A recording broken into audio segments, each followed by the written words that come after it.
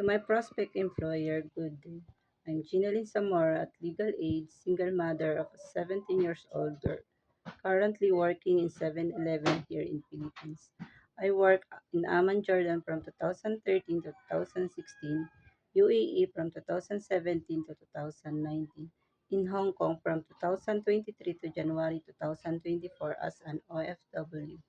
My duties in Amman, Jordan and UAE are mostly likely the same in Hong Kong, such as cleaning the house, washing, ironing, cooking simple foods, taking care of the kids. And I do car washing too. But in Hong Kong, my employer entrusted me to their son to look after him because he is a special child with special needs. I am hardworking mom to sustain the needs of my family, especially that my daughter is studying. I can work without the supervision of my employer. I am dedicated to the responsibilities given to me and I will do it white-heartedly.